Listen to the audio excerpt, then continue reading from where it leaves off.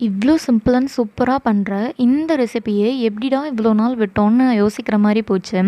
என் husband கூட work பண்ற ஒரு சிஸ்டர் சொல்லி தான் எனக்கே இது ஸ்ட்ரைக் ஆச்சு. ஆமா, நம்ம ஏன் இவ்வளோ நாளா இந்த டிஷ்ஷ ட்ரை பண்ணவே இல்ல அப்படின்னு.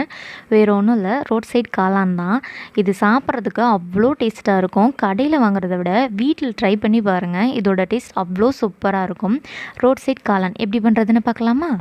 இப்போ முட்டைக்கோஸு இந்த மாதிரி நல்லா நறுக்கி எடுத்துக்கலாம். இப்போ மசாலா ஸ்பைசஸ் சேர்த்துக்கலாம். 1/2 டீஸ்பூன் அளவுக்கு வெறும் மிளகாய் தூள், 1/2 டீஸ்பூன் அளவுக்கு கரம் மசாலா, 1/4 டீஸ்பூன் அளவுக்கு மஞ்சத்தூள், 1/4 டீஸ்பூன் அளவுக்கு உப்பு சேர்த்து, இதோட கொஞ்சமாக அரிசி மாவு, அதோட மைதா மாவு சேர்த்து இதை நல்லா கலந்து கொடுத்துக்கலாம். இப்போ கொஞ்சம் கொஞ்சமாக தண்ணி சேர்த்து இந்த கன்சிஸ்டன்சிக்கு இந்த முட்டைக்கோஸ் மசாலாவை ரெடி பண்ணி வச்சுக்கலாம். இப்போ எண்ணெய் சூடானதுக்கப்புறமா நம்ம ரெடி பண்ணி வச்சுருக்க முட்டைக்கோஸை இதில் ஸ்லோவாக டிப் பண்ணிக்கலாம்.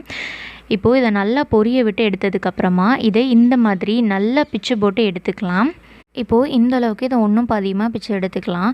இப்போ ஒரு கடாயில் 1/4 டீஸ்பூன் அளவுக்கு எண்ணெய் சேர்த்து அதோட கொஞ்சம் வெங்காயம் சேர்த்து இதை நல்லா கலந்து கொடுத்துடலாம். இப்போ 1/2 டீஸ்பூன் அளவுக்கு உப்பு சேர்த்து இதை நல்லா கலந்துடலாம்.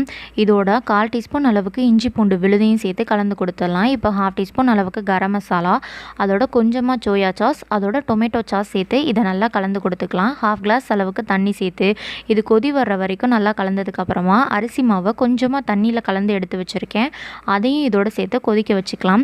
இப்போ இந்த அளவுக்கு கொதிச்சு வரும்போது நம்ம பிச்சு வச்சிருக்கிற அந்த முட்டைக்கோசையும் இதோட சேர்த்து நல்லா இந்த மாதிரி கடையில் போட்டு கொத்துவாங்க இல்லையா, அந்த மாதிரி நல்லா கொத்தி எடுத்துக்கலாம். அவ்வளோதான், நம்மளோட காளான் ரெடி ஆயிரும். இது சாப்பிட்றதுக்கே அவ்வளோ சூப்பராக இருக்கும். இந்த காளான் பின்னாடி ஒரு பெரிய கதையே இருக்குன்னு சொல்லலாம். நான் காலேஜ் படிக்கும்போது இந்த காளானோட ரேட்டு வந்து 25 ருபீஸ்ன்னு விற்பாங்க. ஆனால் எங்கள் வீட்டில் அவ்வளோ காசெல்லாம் எனக்கு கொடுக்க மாட்டாங்க. மோஸ்ட்லி அவுட் சைட் ஃபுட் சாப்பிட்றதுக்கு அலோவ் பண்ணவும் மாட்டாங்க.